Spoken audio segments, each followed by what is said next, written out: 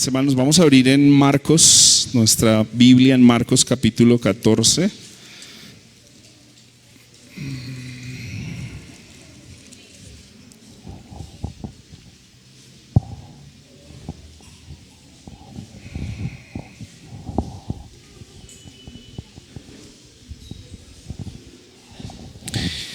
Marcos capítulo 14 y vamos a leer desde el versículo 12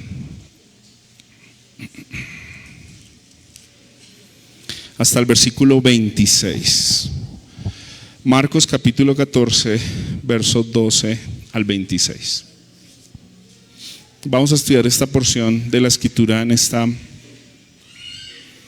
mañana.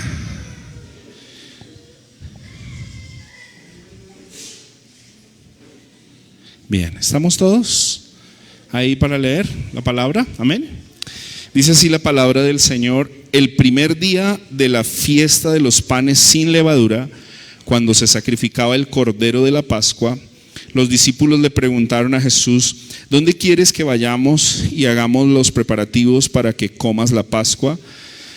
Él envió a dos de sus discípulos diciéndoles: vayan a la ciudad y allí les saldrá al encuentro un hombre que lleva un cántaro de agua, síganlo.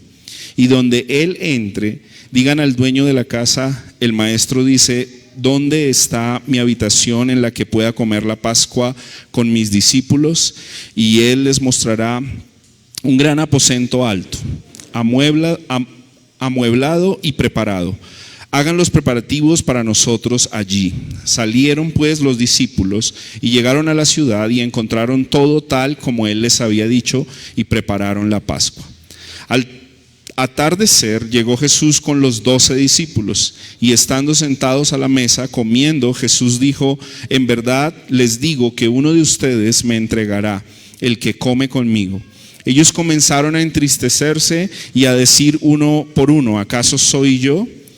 Es uno de los 12, les respondió, el que moja el pan en el mismo plato que yo, porque el Hijo del Hombre se va tal y como está escrito de él. Pero ay de aquel hombre por quien el Hijo del Hombre es entregado, mejor le fuera a ese hombre no haber nacido.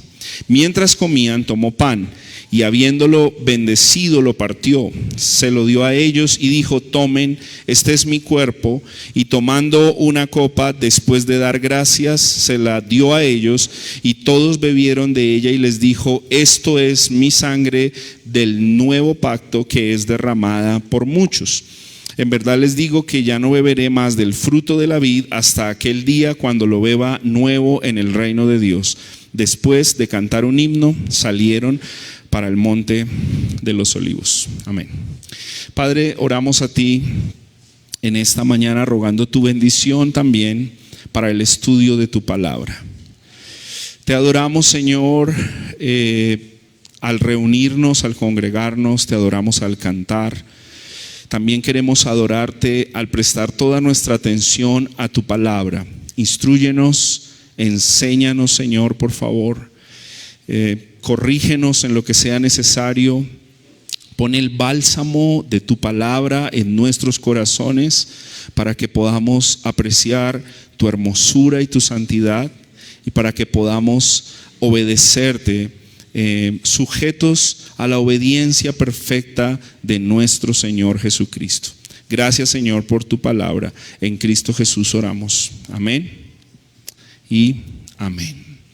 Bien, mis hermanos, en esta mañana continuando con nuestro estudio de Marcos, vamos a profundizar un poco la transición entre la antigua forma de celebrar la Pascua para el pueblo judío y la nueva forma de celebrar la Pascua para el pueblo cristiano, para el pueblo de Dios.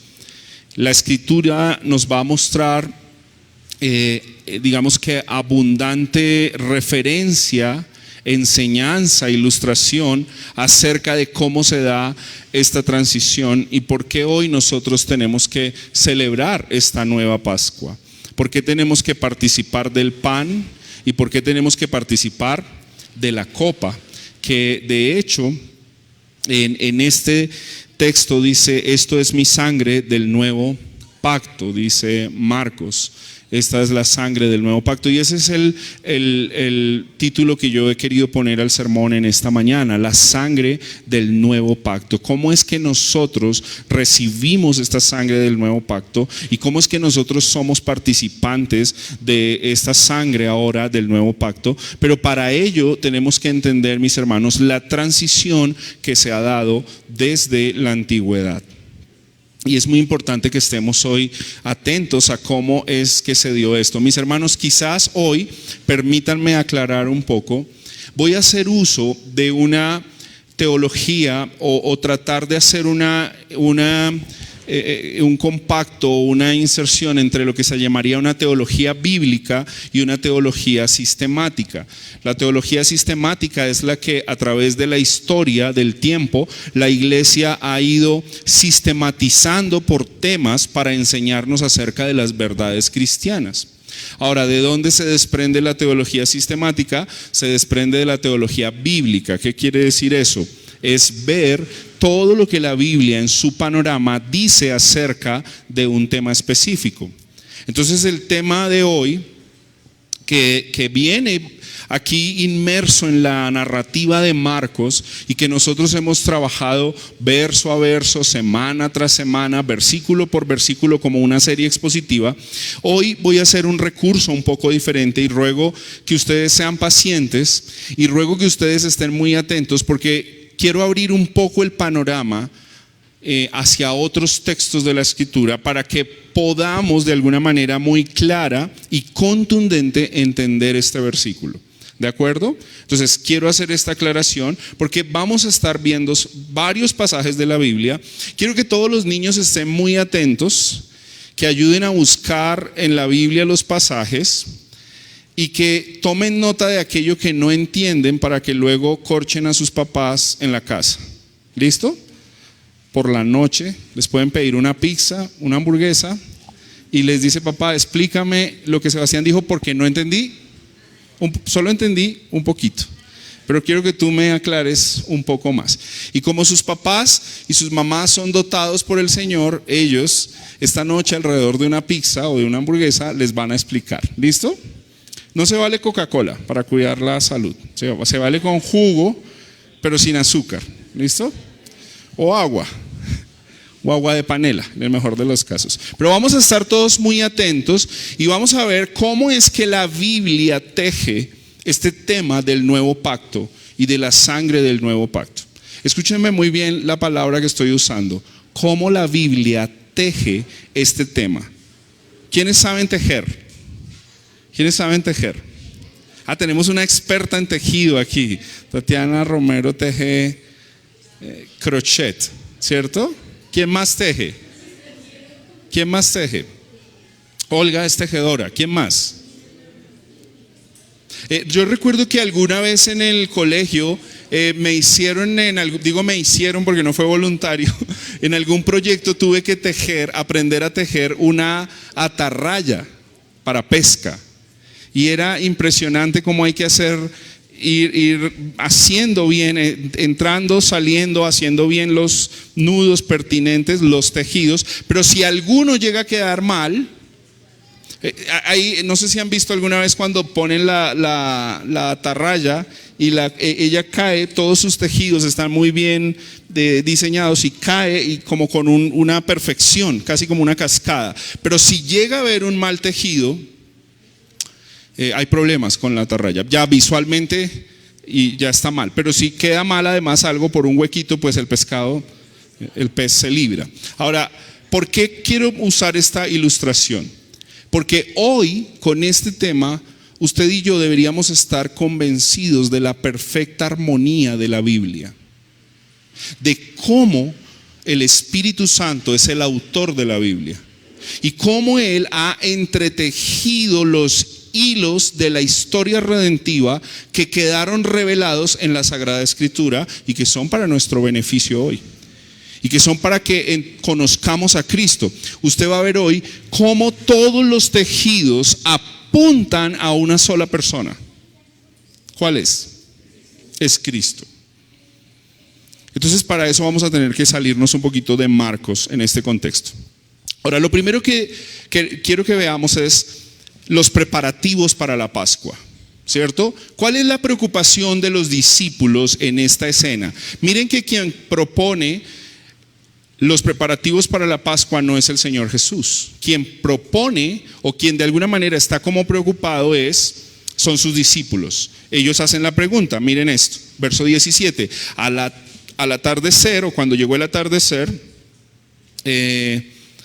perdón, yo me perdí de versículo 12. El primer día de la fiesta de los panes sin levadura, cuando se sacrificaba el cordero, los discípulos le preguntan al Señor: ¿dónde quieres que vayamos y hagamos qué?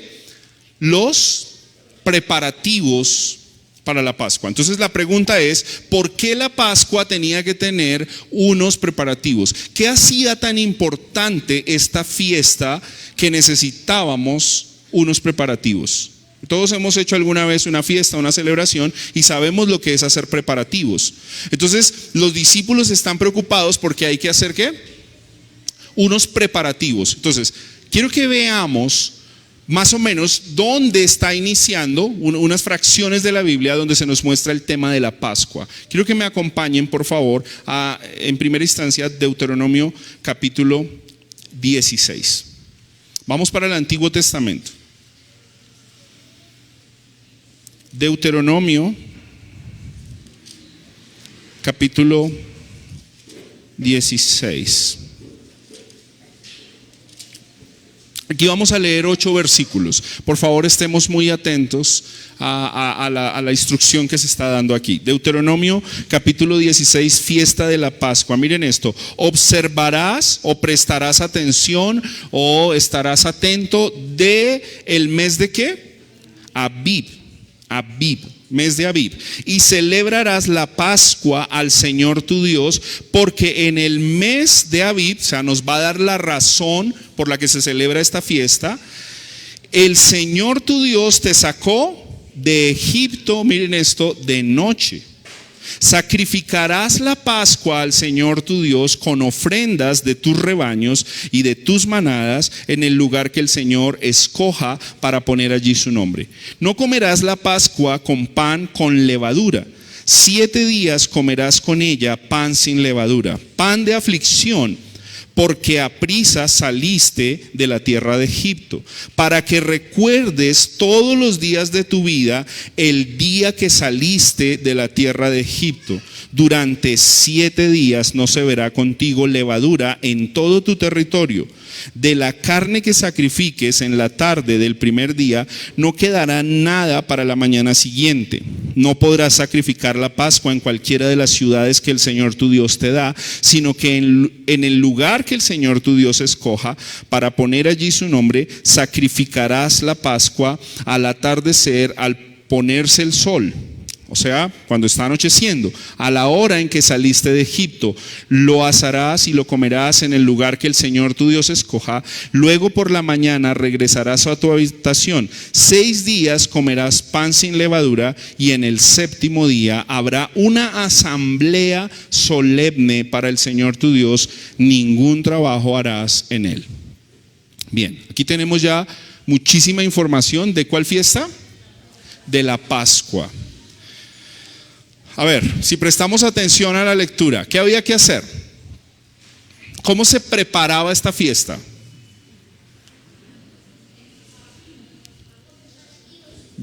Preparativos, muy bien. ¿Y esos preparativos cuáles eran? Pan sin levadura. Bien, ahora para que los niños también comprendan, ¿cuál es la función de la levadura? Todos han tenido la experiencia de ver el pan cuando llega de la panadería y usted tiene hambre y tiene su chocolate y usted tiene mucha hambre y usted agarra el pan, y cuando usted le hace el pan así, ¿cómo queda el pan? Pequeño. ¿Por qué? Porque tiene levadura. ¿Cuál es la función de la levadura? Agrandar, inflar, ¿cierto? Pero no es real su contenido. Entonces la levadura cumplía una función. No vamos a satanizar el pan, tranquilos, pueden seguir comiendo pan con chocolate, pero el problema es que la levadura llegó a representar o simbolizar algo en el pueblo de Dios. Y es que la levadura representaba eso inflado del hombre, como su hipocresía y su pecado. Entonces, ¿qué era lo que tenían que hacer? Limpiar la cocina y la casa de que no hubiera ningún elemento de levadura. Eso es uno. Luego tenían que tener un cordero. Pero hay otra información importante. ¿A qué hora del día se celebraba la Pascua? En la noche. La pregunta es, ¿por qué?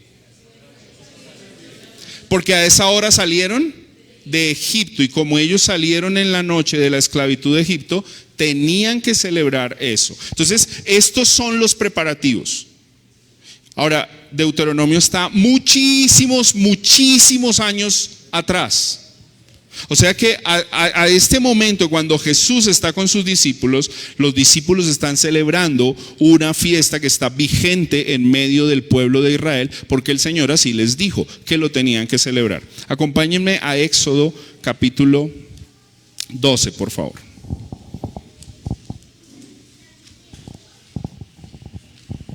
Porque en Éxodo capítulo 12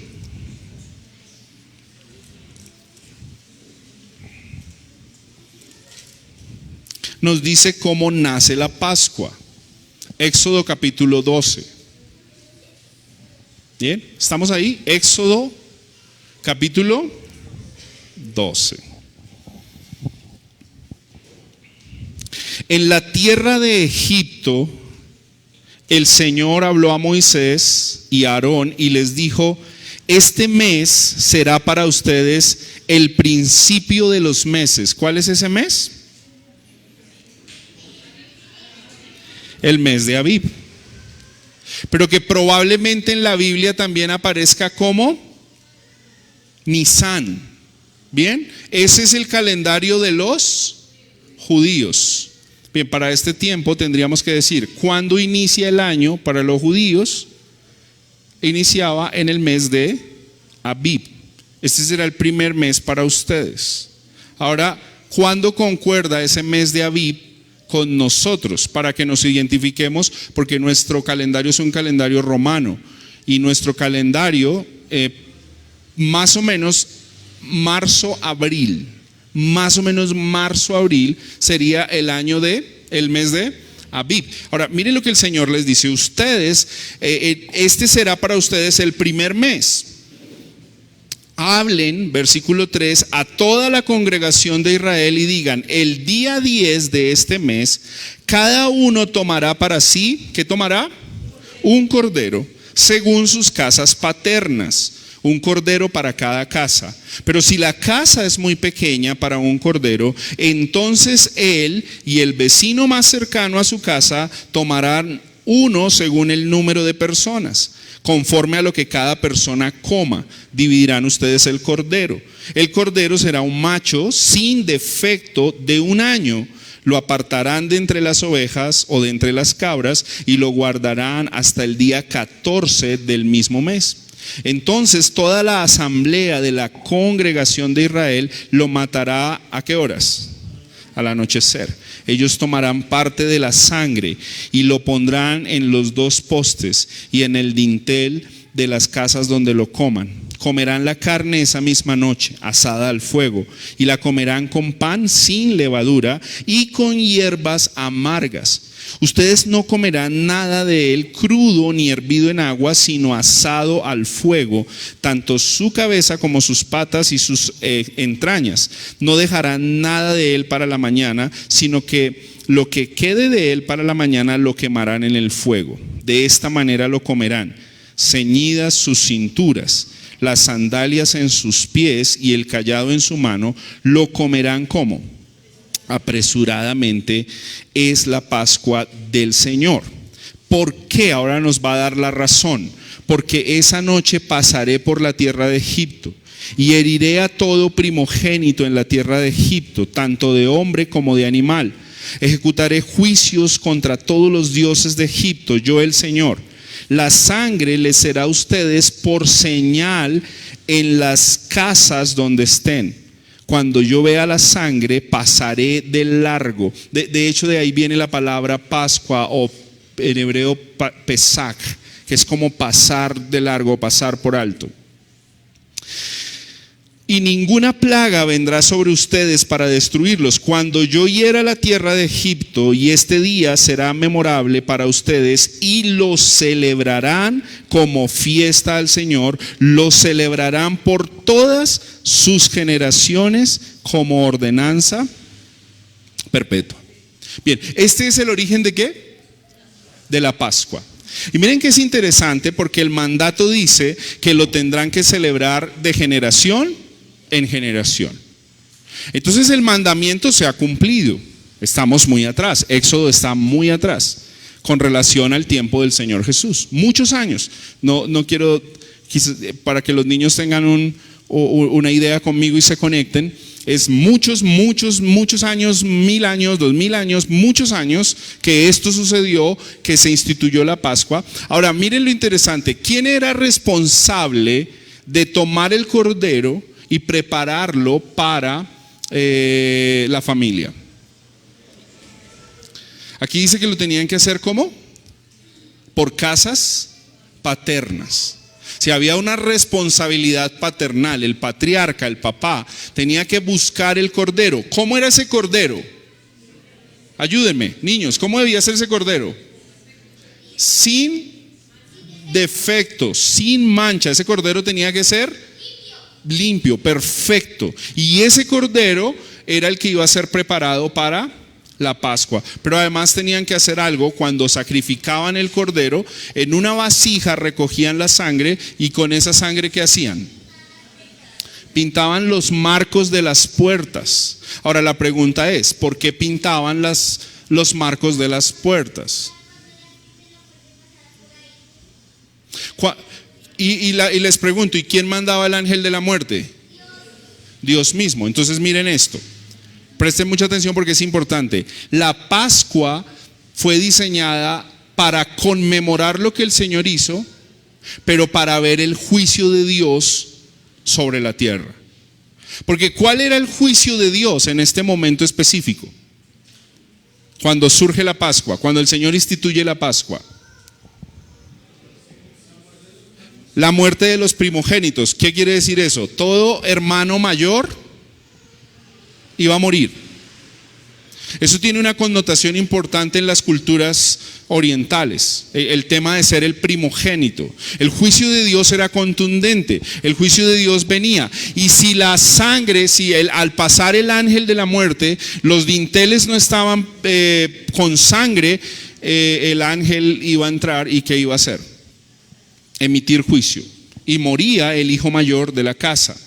Pero al estar la sangre, dice que pasaba por alto.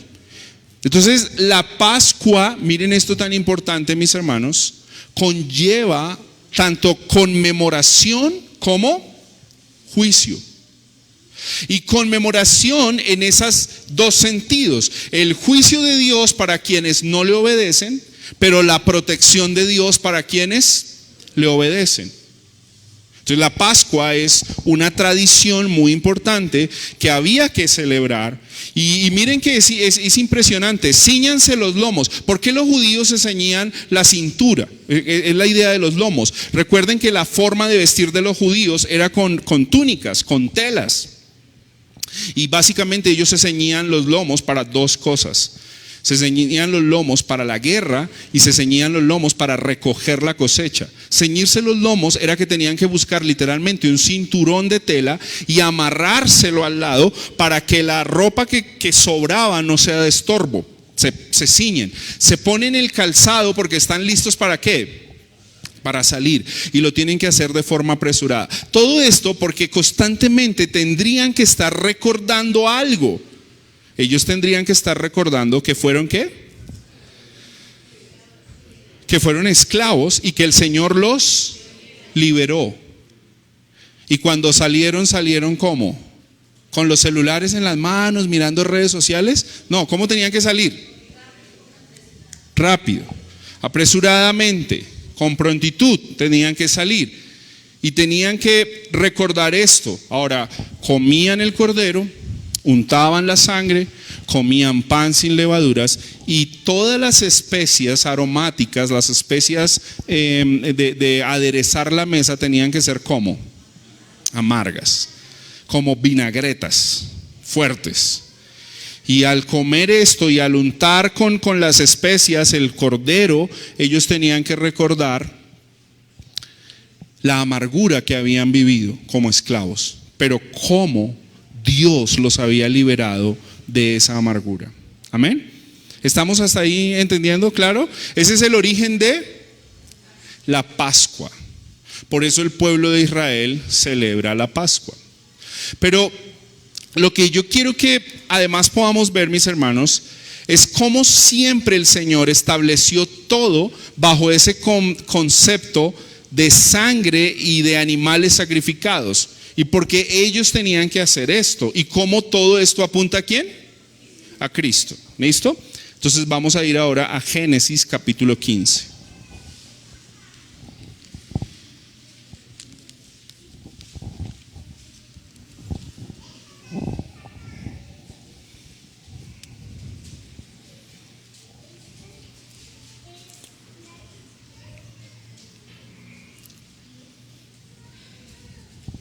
Génesis capítulo 15, ¿estamos ahí? Dios tiene un encuentro o se manifiesta ¿a quién? A un personaje importante en la historia de Israel. ¿Quién es este personaje? Abraham, para que entendamos el contexto. Abraham, que es considerado el padre de la nación judía. Ahora miren esto, versículo 12. A la puesta del sol, una vez más, ¿hacia qué hora más o menos? Como hacia la tarde. Un profundo sueño cayó sobre Abraham. El terror de una gran oscuridad cayó sobre él. Y Dios dijo a Abraham: ten por cierto que tus descendientes serán extranjeros en una tierra que no es suya. Miren cuánto tiempo atrás Dios ya le había dicho a Abraham. Abraham todavía no había tenido un hijo y Dios ya le está diciendo que ellos van a ser ¿qué? Van a ser padres, pero además van a ser esclavos. Miren cuánto tiempo esto está profetizado atrás. Ellos serán esclavizados y oprimidos durante ¿cuánto tiempo? 400 años. Pero yo también juzgaré a la nación a la cual servirán y después saldrán de allí con grandes riquezas. Tú irás a tus padres en paz y serás sepultado en buena vejez. En la cuarta generación ellos regresarán acá para que porque hasta entonces no habrá llegado a su colmo la iniquidad de los amorreos.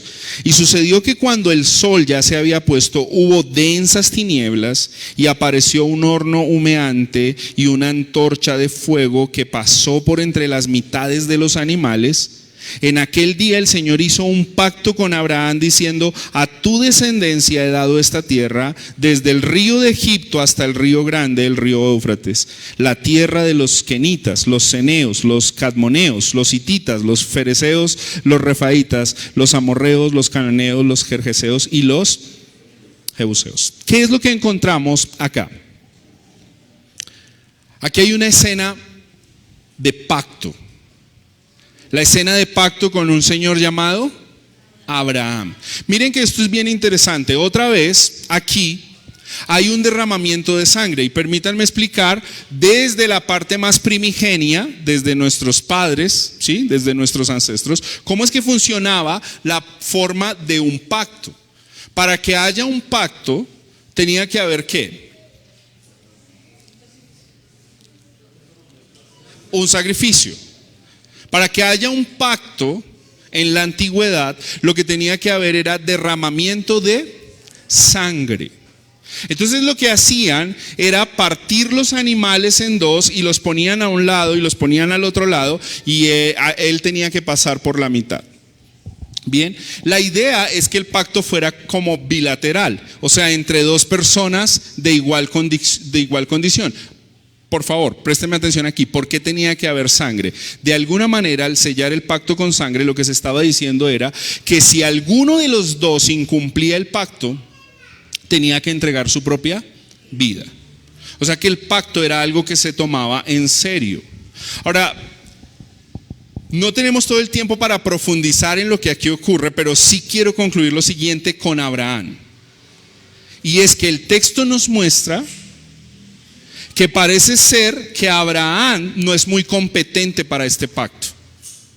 De hecho, lo que la Biblia dice es que viene una densa oscuridad, viene la noche, él entra en un terror profundo y al parecer está dormitando. Pero el Señor lo que hace es en este momento hacer un pacto con Abraham. Y esto es importante para que nosotros entendamos un poco el tema de la teología de la Biblia. Vamos a definirlo de la siguiente manera. La forma más contundente que Dios traza una línea en toda la Escritura es una forma pactual. Dios es un Dios de pacto. Tendríamos que decir que Dios, al crear al hombre, lo que hace es establecer un pacto con él. Es la forma como Dios nos muestra. Bien, ¿qué es lo que Dios hace? Dios establece un pacto. Y en ese pacto hay unas implicaciones, en ese pacto debe haber sangre. En ese pacto debe haber un compromiso. Lo que la Biblia nos va a mostrar a través de todo ese tejido que les mencioné en la introducción es que el hombre siempre ha sido insuficiente en ese pacto. El hombre siempre ha quebrantado el pacto. El hombre no puede cumplir el pacto. Y lo que Dios nos muestra aquí en este pasaje es que Él propone el pacto, sella el pacto y mantiene el pacto. Les digo, no tengo todo el tiempo para profundizar acá, pero les está diciendo, solo por favor piense un momento en esto, junto conmigo. Abraham va a ser el padre de una nación, ni siquiera ha tenido su primer hijo, pero Dios ya le dice que su descendencia será esclava en Egipto. Esos son los hilos que se van entretejiendo en la Escritura. Y ya leímos que la Pascua nació cuando ellos huyeron ¿de dónde? De Egipto. Pero Génesis está muchísimo más atrás de Deuteronomio y de Éxodo, no solo en el orden de la Biblia, sino en la cronología del tiempo. Dios ha establecido pactos que Él ha mencionado. Dios ha profetizado cosas que han ocurrido con el pueblo y lo que nos muestra es la insuficiencia del hombre, pero ¿por qué todo esto apunta hacia un nuevo pacto y hacia la persona del Señor Jesucristo? Ahora, permítanme un texto más. Vamos a Génesis capítulo 3. Yo creo que todos conocemos la historia del Génesis en sus primeros capítulos. Una vez más, Dios establece un pacto con Adán y Eva. Muchos teólogos lo llaman un pacto de obras. ¿Cuál es el pacto que Dios establece con ellos? Ellos tienen que cuidar la tierra, sojuzgarla, multiplicarse y no tomar del fruto prohibido. El Señor pone unas implicaciones pactuales. Miren estas cuáles son. El día que ustedes coman de ese árbol, ¿qué pasa? Ciertamente morirán. ¿Bien? ¿Qué hacen ellos? Comen. Ellos fracasan en lo que Dios propuso. Una vez más, el hombre siempre ha fracasado. Y la pregunta es, ¿qué es lo que el hombre y la mujer intentan hacer tan pronto se dan cuenta que han violado el pacto de Dios? Que han transgredido las palabras de Dios. Mira por favor el versículo 7 del capítulo 3. ¿Estamos ahí todos? Entonces fueron abiertos los ojos de ambos y conocieron que estaban ¿qué? Desnudos. ¿Y qué hicieron? Cosieron hojas de higuera y se hicieron unos delantales. Porque esto tiene una profundidad teológica muy amplia. Porque lo que la Biblia nos está diciendo es que ellos intentaron cubrir la vergüenza de su pecado con sus propias obras, cosiendo su propia ropa. ¿Y por qué sabemos que esto que ellos hicieron fracasó y que esto que ellos hicieron estaba mal? Vea el versículo 21, por favor.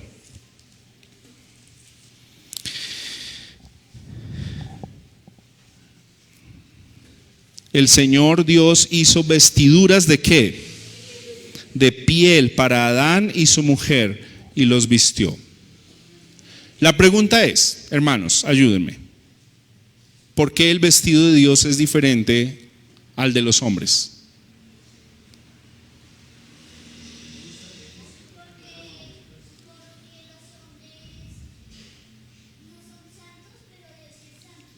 Muy bien, muy bien. Los hombres no son santos.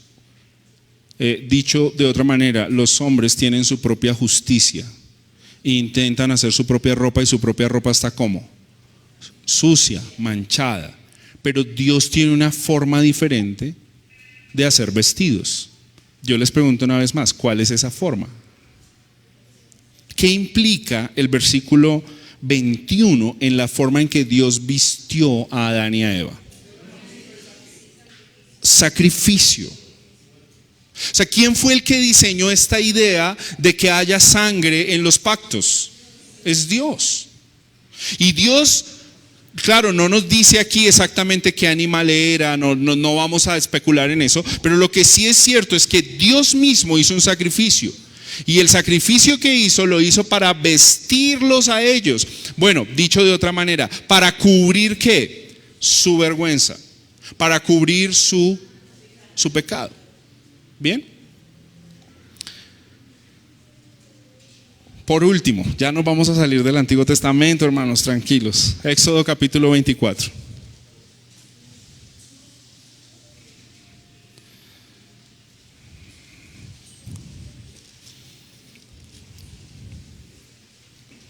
Éxodo capítulo 24. Entonces Dios dijo a Moisés: sube hacia el Señor tú y Aarón, Nadab y Abiú, o sea, sus hijos, y 70 de los ancianos de Israel, y adorarán desde lejos.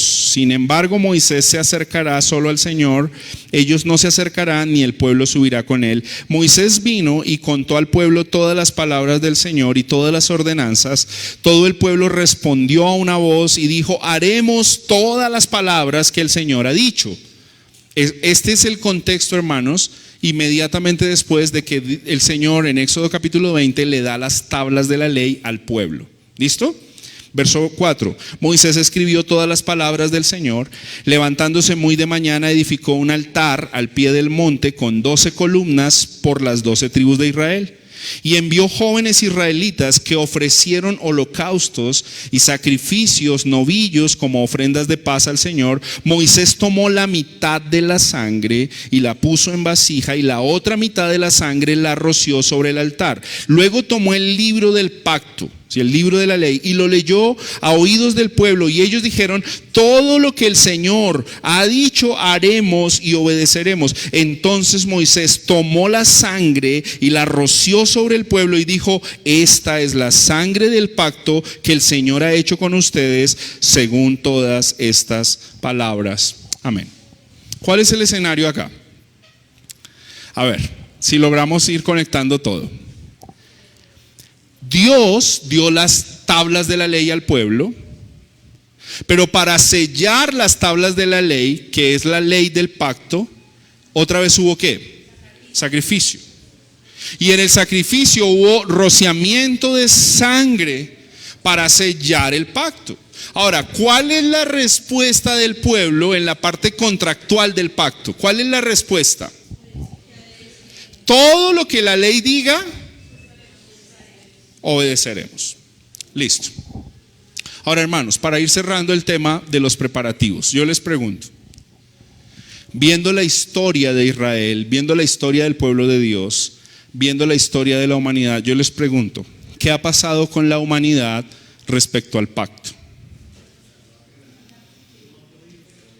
¿Qué ha pasado?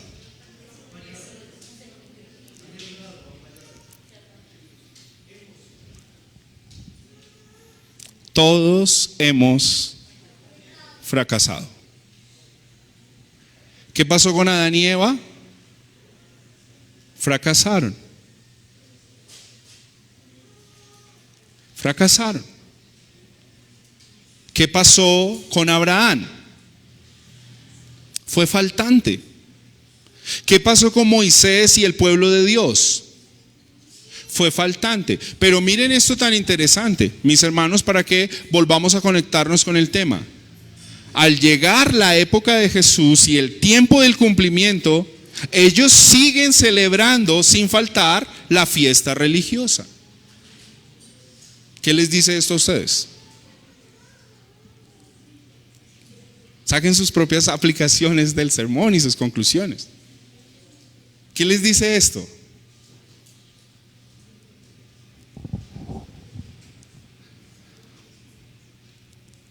¿Ya las apuntaron ahí mentalmente? Vamos a esperar que Sebas diga las de él, a ver si las mías concuerdan. La religión del humanismo ha fracasado siempre. Y por eso fue que el Señor dijo: sus fiestas y sus holocaustos, ¿qué hago? Los aborrezco. ¿Es posible que un pueblo celebre todas las tradiciones, pero no esté en pacto con Dios? No esté en pacto con Dios. Yo no sé, es probable que algunos aquí sepan el tema del pacto, pero es probable que otros no sepan. Nunca sabían y digan: ven, nunca nadie me había dicho esto, que Dios creó un mundo, una humanidad, y estableció un pacto con ellos. ¿Y qué pasó con ellos? Fracasaron. Bueno, y hoy nos metemos en la colada. Fracasamos. Romanos, un momento, por favor.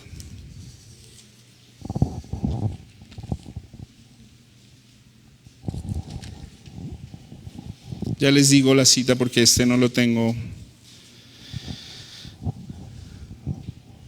10.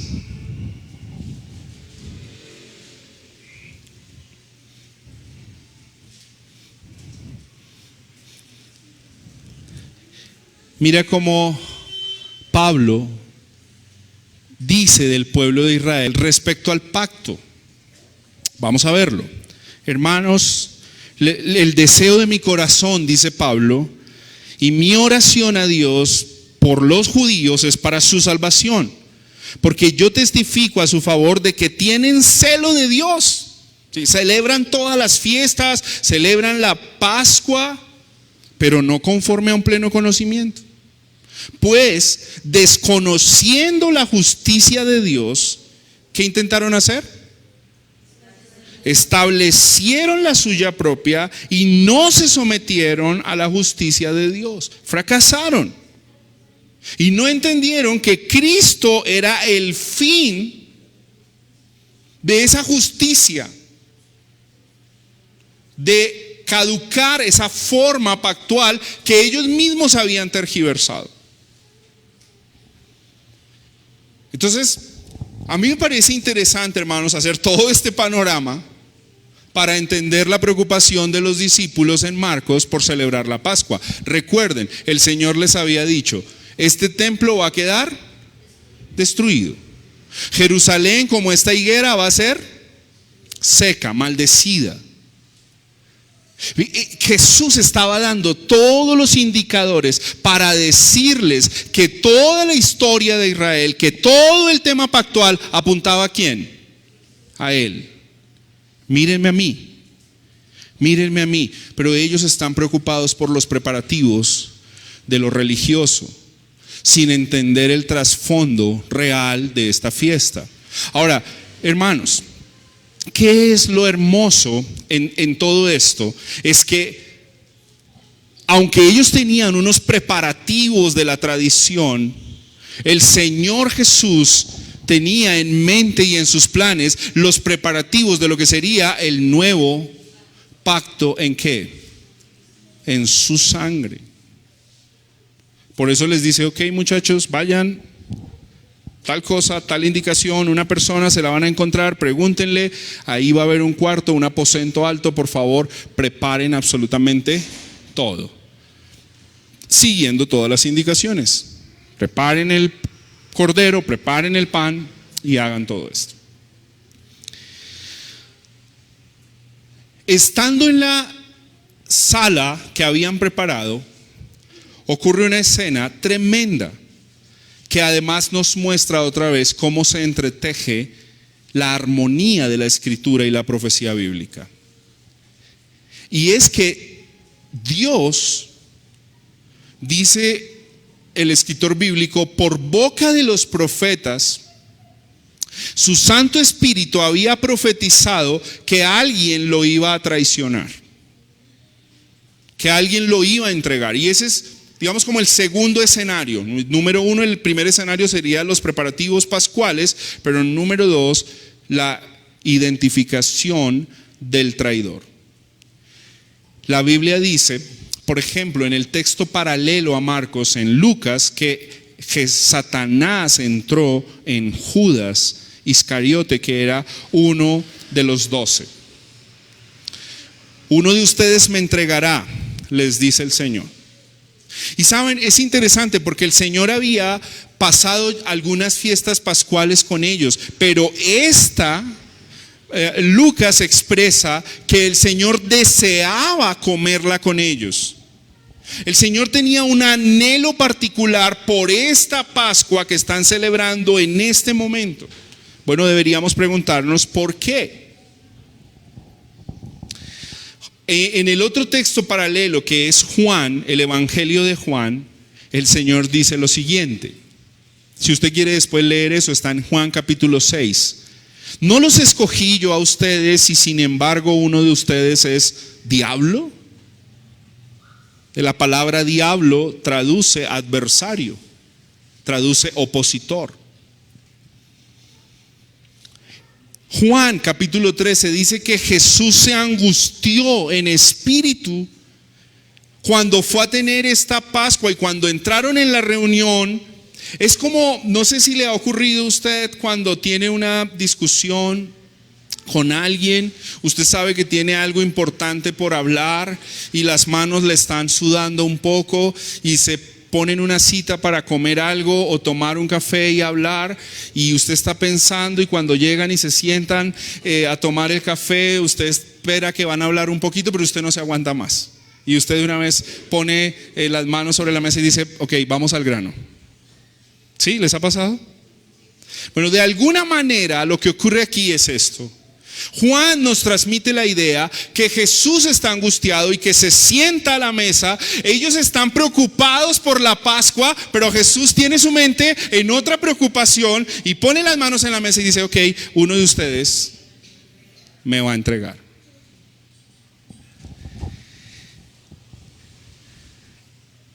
¿Quién es los dos más allegados? ¿Cuáles son? Pedro y Juan. Señor, ¿quién?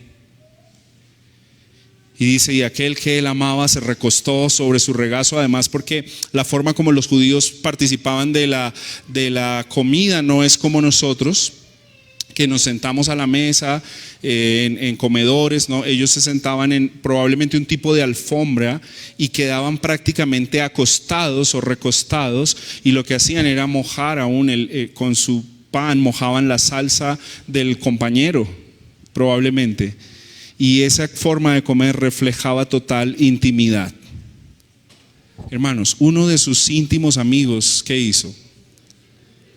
Lo traicionó.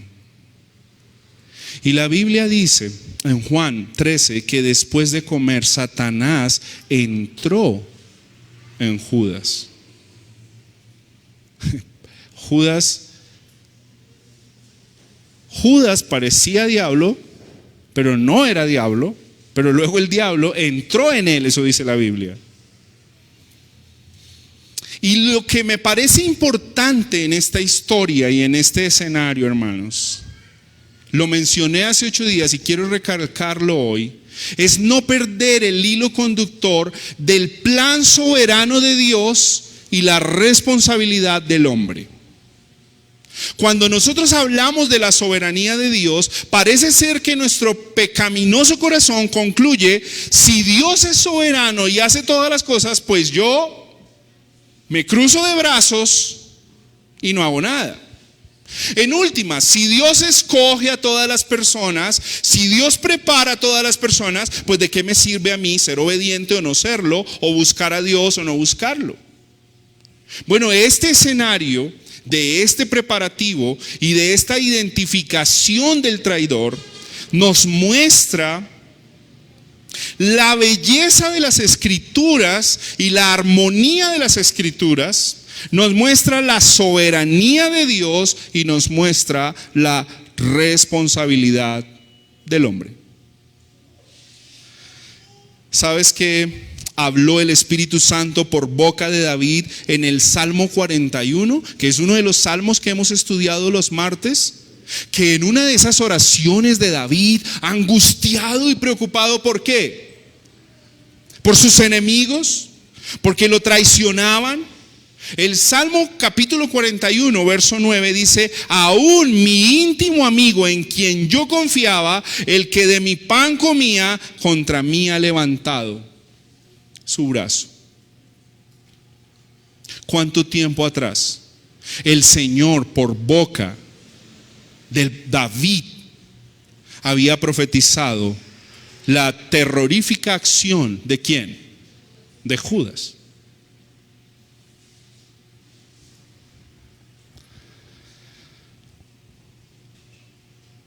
Ahora, ¿qué dice la Biblia de este plan del Señor?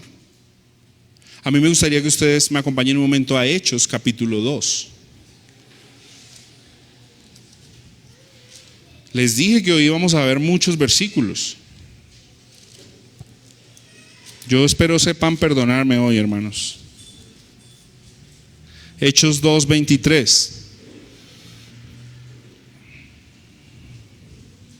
Vamos a leer desde el 22. ¿Estamos ahí todos? Amén. Hechos 2:22. Hombres de Israel. Está hablando Pedro, predicando a los israelitas.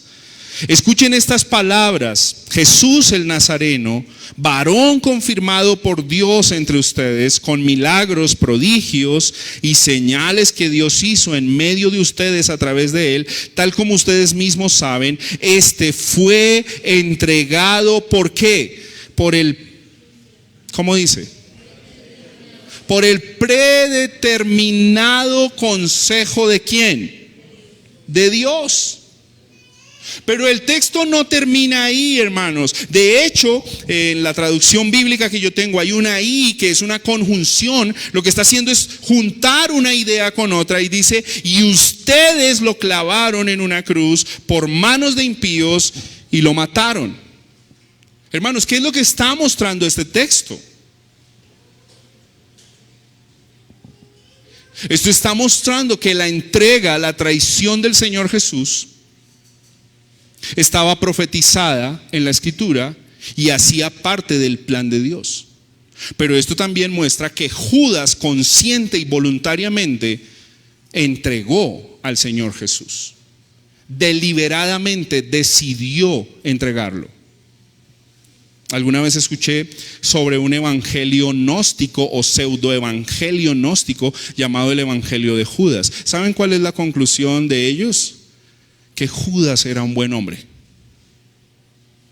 Es un poco absurdo el tema, pero yo quiero compartirlo. ¿Sabes cómo lo concluyeron? ¿Alguno ha estudiado sobre el evangelio de Judas? Bueno, hermanos, no lo estudien, tranquilo, no es necesario. Yo se los voy a contar. Pero Judas, ellos concluyen diciendo lo siguiente: Judas fue un hombre noble porque cuando entendió la profecía dijo: yo voy a darme a la causa noble de entregar al Señor. No, esto no es cierto. La Biblia nos está mostrando dos rieles: la soberanía de Dios, el plan determinado de Dios, pero la responsabilidad de un hombre que consciente, deliberadamente, voluntariamente engañó y entregó a su maestro. Luego más adelante hablaremos en la historia cómo es el final de este traidor. Hechos capítulo 4, verso 27 reafirma esta idea.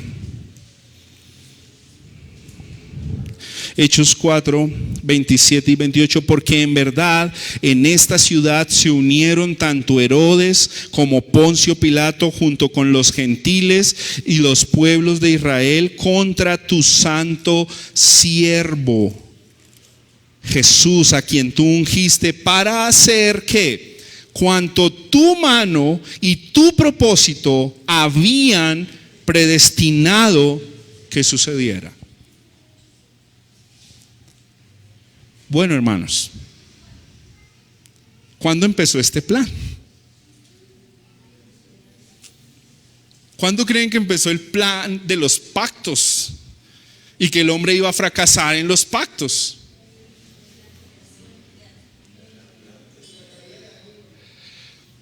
Desde la caída, desde la creación. ¿Saben qué dice la Escritura? Para nuestro beneficio y bendición, que Dios trazó este plan desde antes de la fundación del mundo. ¿No les parece maravilloso adorar a un Dios que tiene todo bajo control? No solo sabe lo que va a pasar, sino que decreta y dice lo que va a pasar y se cumple. Y que todo esto es hecho para su gloria. Y saben, la traición de Judas, volvamos a Marcos capítulo 14, tiene que ver con la entrega. De hecho, me parece impresionante porque nosotros hablamos de que Judas le entregó, pero Jesús, discutiendo con los judíos, dice: yo mismo entrego mi vida para volverla a tomar. Por eso es que el Señor le dice a Judas, en el contexto del capítulo 14, creo que es Juan el que lo menciona. Sí, es Juan. ¿Saben qué le dice el Señor después de que Judas come del plato del Señor Jesús? ¿Sabes qué le dice el Señor? Lo mira a sus ojos y le dice: lo que vas a hacer, hazlo ya. Es como si el Señor soltara las cadenas que no permitían que Judas hiciera esto, y el Señor autoriza y le dice: hazlo, porque llegó mi hora. O sea, yo muero cuando el Padre ha decretado, no cuando mis enemigos dicen que me van a herir. Hermanos, eso es poderoso. En la Escritura, el versículo 20, es uno de los 12, les respondió el que moja el pan en el mismo plato conmigo, porque el Hijo del Hombre, mire, explica la razón de la traición.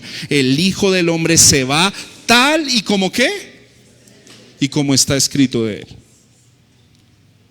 Hermanos, esto me impresiona. Isaías dice los padecimientos del Señor. Pero aún más, vuelvo a Génesis 3:15, cuando Eva fracasa y Adán fracasa, y el Señor dice: yo te daré una simiente, y esa simiente será herida por la simiente de Satanás en el calcañar, pero tú la herirás en la cabeza. Desde Génesis 3 está profetizado que nuestro Señor va a sufrir, que nuestro Señor va a ser engañado, que nuestro Señor va a ser entregado. Hermanos, es impresionante cómo la Escritura teje esa red, que si la cuelgas y la pones es maravillosa ver cómo no se contradice. Permítanme concluir en una parte de la teología sistemática acerca de la Biblia. Es que la Biblia es perfectamente armónica, perfectamente bella y veraz, no se equivoca.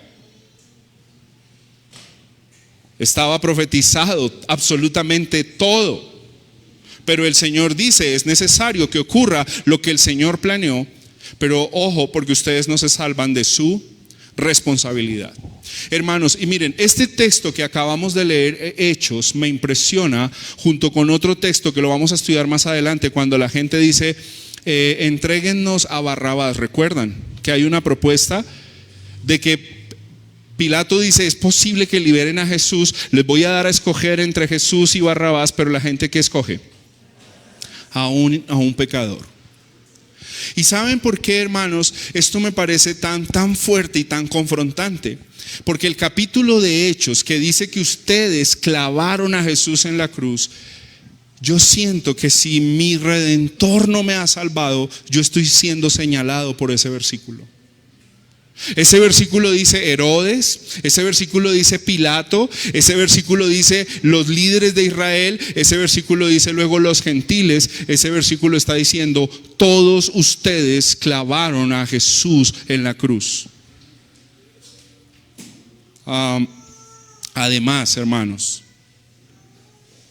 es probable que nosotros, como Barrabás, o como el pueblo más bien, estemos gritando en el fondo del corazón, preferimos a Barrabás. O es probable que en el fondo, mis hermanos, tengamos las palabras del hombre de la cruz, pero no el de la diestra, sino el de la siniestra. Y es: si eres el Hijo de Dios, bájate de esa cruz. Si eres quien dices que eres, pues libérate a ti mismo. Y es por eso, mis hermanos, que yo doy gracias a Dios por la institución de la Cena del Señor. Porque todo lo que hemos visto hoy en la Escritura y todo el fracaso de los pactos tiene un propósito glorioso en la persona de nuestro Señor Jesucristo. Para que el Señor Jesús diga: entonces, este es el pan que les doy, es mi cuerpo, y la sangre que les doy es mi sangre, y esta es la sangre del nuevo pacto.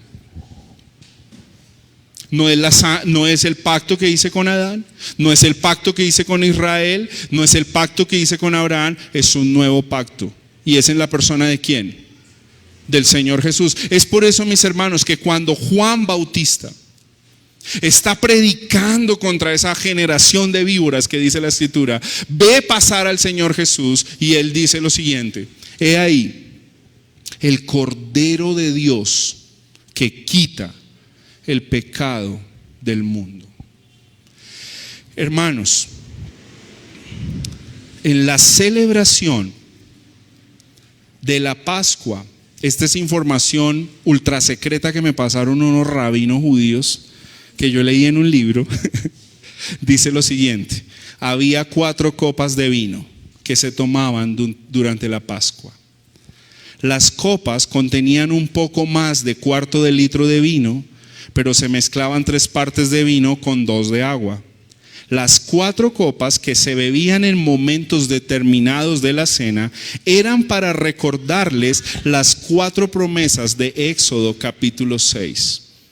Me gustaría que vayamos un momento a Éxodo capítulo 6.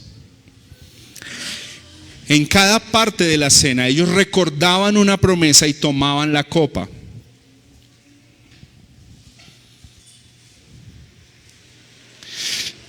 Y lo que Jesús hace al plantear el nuevo pacto con la última copa de la cena es condensar esto que ellos estaban expresando y recordando en Éxodo capítulo 6. Miren lo que ellos recordaban.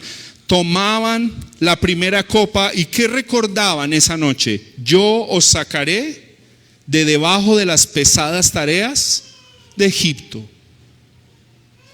Seguían comiendo. Cuando tomaban la segunda copa, ¿qué recordaban? ¿Qué promesa recordaban?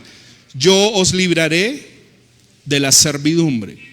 Seguían comiendo y tomaban la tercera copa y recordaban lo siguiente: os redimiré con brazo extendido y con gran justicia. Y seguían cenando y tomaban la cuarta copa, que es cuando el Señor Jesús introduce su nuevo pacto. Os tomaré como mi pueblo y seré vuestro Dios. Hermanos, trasládense conmigo a la escena del primer siglo, aposento alto, la Pascua, están todos ahí. Judas está que se va ¿a qué? A entregarlo. Este no es quien dijo ser. Juan y Pedro están recostados, Juan seguramente al lado de él. Están celebrando la Pascua. El Señor está normal, siguiendo la tradición judía, y cuando Él dice os tomaré como mi pueblo y seré vuestro Dios, declara una cláusula nueva pactual. La manera como yo los voy a tomar como mi pueblo es entregando mi vida por ustedes. Judas, ve y haz lo que tienes que hacer. ¿Comprenden por qué estaba angustiado el Señor Jesús? ¿Comprenden por qué estaba angustiado? ¿Y cuál es la declaración, hermanos? De os tomaré como mi pueblo y seré vuestro Dios. Tomó el pan. Todas acciones pactuales de Cristo. Lo bendijo, lo partió y se los dio. Todas acciones pactuales cristológicas. Él lo hizo, Él entregó su vida, Él lo planificó, Él autorizó el momento, Él entregó su vida, Él la volvió a tomar. Tomen, este es mi cuerpo. Luego les dio la copa. Esta es mi sangre del nuevo pacto. En la versión de Juan introduce una información sumamente importante. ¿Cuál es la información que da en Juan capítulo 6? El que no coma mi carne, el que no coma de este pan y el que no beba mi sangre, no puede ser mi discípulo. No puede estar conmigo. No puede permanecer conmigo. Hay una nueva tradición, hay un nuevo pacto. Además hay una expectativa escatológica impresionante, hermanos. ¿Qué es escatología? Para los que no saben qué es escatología, es hablar acerca de el final de los tiempos. Y el Señor dice aquí que Él, en verdad, verso 25, les dice que no beberá más del fruto de la vid hasta aquel día cuando lo beba nuevo en el reino de Dios. Hermanos, esto tiene un apunte, una dirección de la glorificación, de lo que va a ocurrir un día cuando estemos todos con el Señor. Esta es una promesa maravillosa para el pueblo de Dios. Hermanos, miren esto. El Señor cambió las directrices de la Pascua para residirlas en Él. Voy a darle tan solo una para que veamos los cambios que introdujo. ¿Quién celebraba la Pascua? ¿Quién era el responsable de celebrar la Pascua? ¿Quién? Y yo les pregunto, ¿y por qué Jesús no mandó a los 12, que seguramente todos eran papás, a que celebraran la Pascua en sus casas? ¿Qué les dijo? Vengan conmigo. Y esto es muy importante teológicamente, porque nosotros históricamente celebramos lo que le fue entregado ¿a quién? A los apóstoles. Y el Señor lo que está estableciendo es que va a haber una nueva familia. Una nueva familia que es de toda lengua, de toda tribu, de toda raza y de toda nación. Y que todo aquel, dice la Escritura, que en Él crea, no se pierda, sino que tenga vida eterna. Permíteme darte otra información importante de este pasaje, porque tiene muchísimo contenido teológico. Al terminar cantaron el himno. ¿Sabes qué himnos cantaban? Se llamaban los Gilel. Los Gilel son la sección del Salmo 115 hasta el Salmo 118. No estoy seguro si los cantaban todos o cantaban uno de ellos. Pero haciendo el ejercicio de este sermón pensaba, ¿y qué tal si el Señor cantó al salir de ahí el Salmo 117? Por ejemplo, ¿qué dice el Salmo 117? Que probablemente te incluya a ti y me incluya a mí. ¿Qué dice?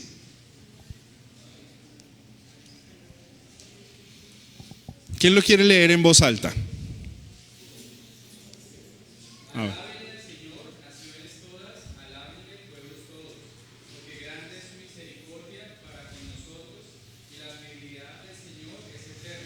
Amén, amén.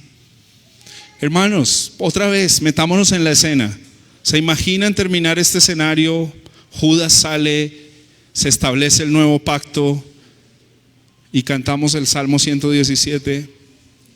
Alabad a Jehová, naciones todas, pueblos todos, porque ¿qué ha hecho el Señor? ha engrandecido sobre nosotros su misericordia. Coman mi carne, beban mi sangre. Hay un nuevo pacto. Hermanos, si en esa soberanía de Dios y en esa responsabilidad del hombre, permítanme indicarles lo siguiente, hermanos, y llamar su atención. Es que usted y yo estamos llamados a tomar de ese pan y a tomar de esa copa. Él ha establecido todo, Él ha diseñado todo, Él ha puesto el pacto, pero hoy nos está diciendo: yo he dispuesto todo para que tomes de mi cuerpo y tomes de mi sangre. Dicho de otra manera, necesito tu vida, necesito tu entrega. Necesito que rindas tu vida. Cada quien va a tomar su decisión. Judas tomó la suya. Después vamos a ver cómo Pedro tomó otra decisión. Tú decides. Y con esto no estoy diciendo, hermanos, no se inquieten, que no estoy diciendo que la salvación dependa de su decisión. Les estoy diciendo que si el Señor ha establecido un pacto, nos está llamando por los méritos de Cristo a entrar en ese pacto. Nos está diciendo: participen, coman, tomen. Y hermanos, me preocupa por mi misma vida, por la de ustedes como grey del Señor, que parece ser que a veces no nos tomamos en serio el tema pactual. Me parece ser que a veces pudiésemos celebrar la cena del Señor como los judíos celebraban la Pascua, un rito más.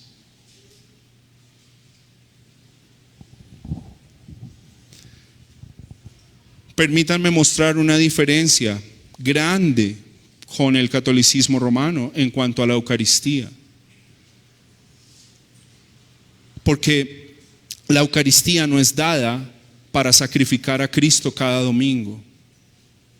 Y quisiera concluir este sermón yendo a Hebreos capítulo 9 para que veamos esto que el Señor dice.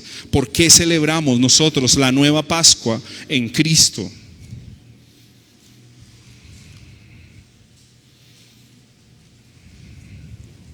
Hebreos 9, 11. ¿Estamos todos ahí? Hebreos capítulo 9, verso 11. Voy a esperar a los pequeñines también, a ver, que encuentren Hebreos. Hacia el final de la Biblia. No estén buscando Hebreos al pie de Génesis, ¿no?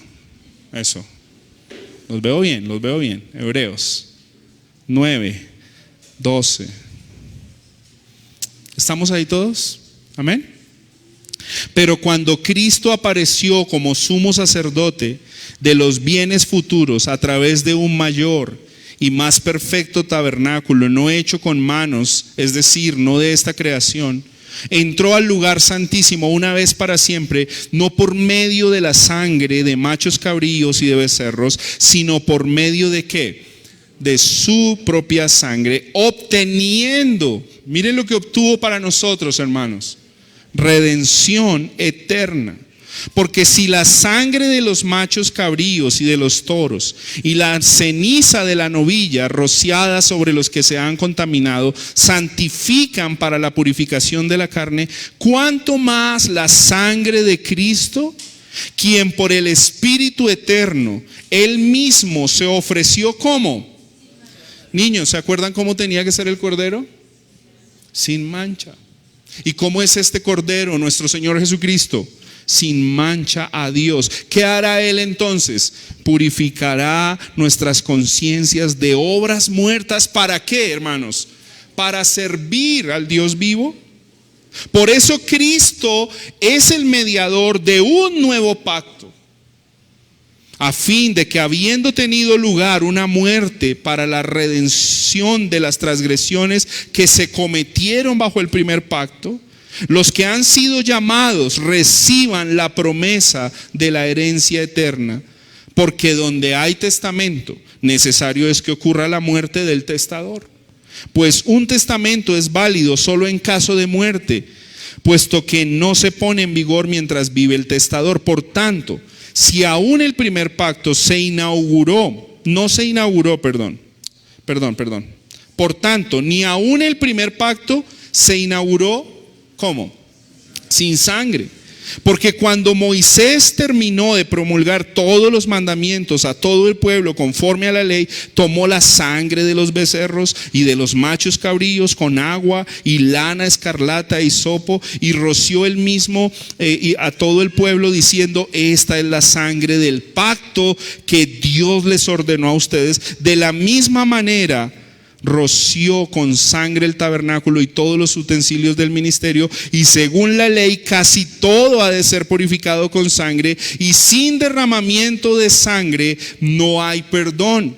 Por tanto, es necesario que las representaciones de las cosas en los cielos fueran purificadas de esta manera, pero las cosas celestiales mismas con mejores sacrificios que estos, porque Cristo no entró en un lugar santo hecho por manos, una representación del verdadero, sino en el cielo mismo, para presentarse ahora en la presencia de Dios por nosotros, y no para ofrecerse a sí mismo. ¿Cuántas veces? Muchas veces.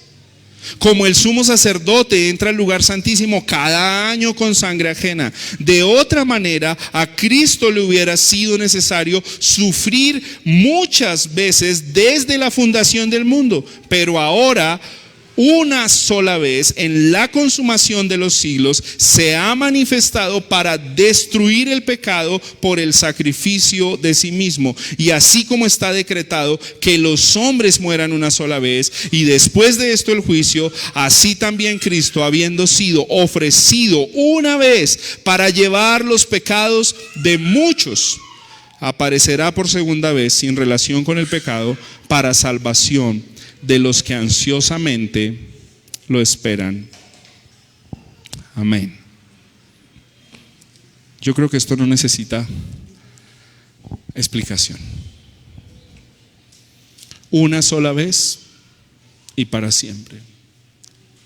El Señor ha redimido la sangre de muchos. ¿Y sabes por qué dice de muchos? Porque muchos también se van a perder y lo van a rechazar. Pero muchos, los que Él ha escogido desde antes de la fundación del mundo, mirarán y obedecerán y vendrán a Él.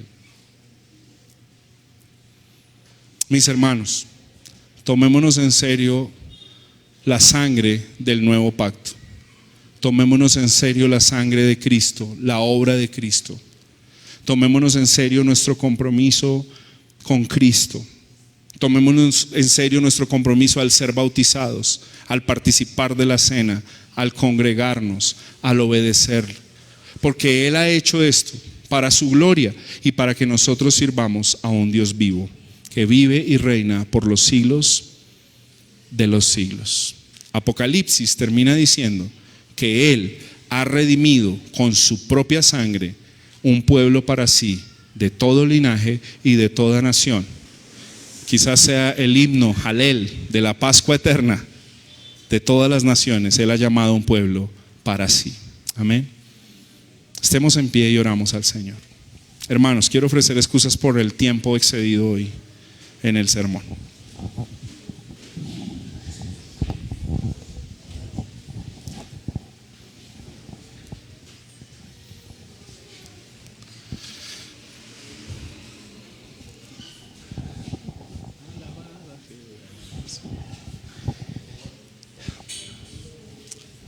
Señor, gracias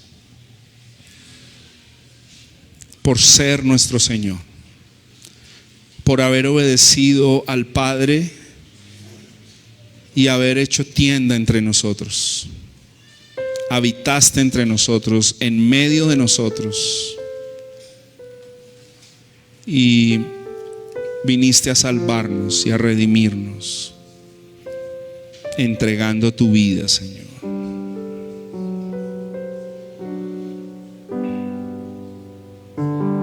Gracias, Señor, porque a pesar de que nuestros padres fracasaron, A pesar de que Israel fracasó en sus propias justicias, Jesucristo nuestro Señor no fracasó. Jesucristo nuestro Señor no fracasó. Fue un cordero sin mancha, perfecto, sin pecado, sin contaminación. Y entregó su vida para redimirnos, para rescatarnos, para que hoy no tengamos que mediar a través de novillos, de ovejas, de pájaros o de panes sin levadura, sino para confiar en Cristo y mirar a Cristo. Señor, ayúdanos. Hay tanta necesidad en el mundo de conocer el Cordero de Dios. Hay tanta necesidad en nuestros propios corazones de abrazar con firmeza lo que tú has hecho, Señor, por nosotros. ¿Cómo no adorarte y cómo no darte gracias? Permite, Espíritu de Dios, que hoy nuestras mentes queden cautivas por la obra de Cristo y por lo que el Señor ha hecho, y por ese pacto hecho en la sangre de nuestro Señor Jesucristo, que hoy permite que hayamos personas de diferentes lenguas, de diferentes etnias, de diferentes culturas, que desde donde nace el sol hasta donde se pone hay un pueblo que te adora y que reconoce que tu misericordia ha sido para nosotros y tu fidelidad es para siempre. Aleluya. Amén. Quiero recordar el Salmo 17, el Halel, y al terminar, ¿qué hicieron? Cantaron el himno. No sé si suene muy judío, porque las escalas judías son particulares. Lo vamos a hacer a la colombiana. Si quiere, abra su Biblia en el Salmo 17 por si no se lo sabe. Alaba a Jehová, naciones todas, pueblos todos, alabadle, porque ha engrandecido sobre nosotros su misericordia y la verdad de Jehová es para siempre. Aleluya, amén. Y la verdad de Jehová es para siempre. Aleluya. Vamos a cantarlo una vez más. Alabad a Jehová. Alabad a Jehová. ¿Quiénes? Naciones todas, pueblos todos, alaban. ¿Por qué? ¿Por qué debemos alabarle? Porque ha engrandecido sobre nosotros su misericordia y la verdad de Jehová es para siempre. Aleluya, amén. Y la verdad de Jehová es para siempre. Aleluya, amén. ¿Para cuándo es la verdad de Jehová? Para siempre. ¿Y es fiel o infiel? Es fiel. Y a eso, como pueblo de Dios, decimos amén, amén. Gracias, Señor, por tu palabra. Gracias por bendecirnos. Queremos terminar este espacio honrándote, pidiéndote que este resto de domingo, en todas las cosas que nosotros hagamos, honremos tu nombre, honremos a Cristo siempre y seamos fieles testigos de Jesucristo en todo. Ayúdanos y asístenos con tu gracia y con tu espíritu para esto. Señor, esta semana sea tu luz resplandeciendo sobre nosotros, siendo agentes activos del reino en nuestro trabajo, en el estudio, en nuestros negocios, aún como el salmista decía, al descansar en las noches, en nuestras camas, nuestras conciencias mediten sobre tu grandeza y tu verdad. Que esta semana te honremos en todo lo que hacemos como pueblo de Dios. Bendice a nuestros hermanos que hoy no pudieron estar aquí presencialmente, pero sabemos que son bendecidos por tu gracia y por tu favor, Señor. Damos gracias también para que bendigas nuestras manos, lo que hacemos, nuestras economías, para dar generosamente, que también hace parte del culto y de la adoración, ofrendar a ti, Señor, según tú nos has prosperado. Gracias por la comunión, por bendecirnos al tener comunión, y gracias, Señor, porque sabemos que hoy estamos unidos a tu cuerpo en todo el mundo, proclamando tus grandezas y tu fidelidad. En Cristo Jesús oramos. Amén y amén.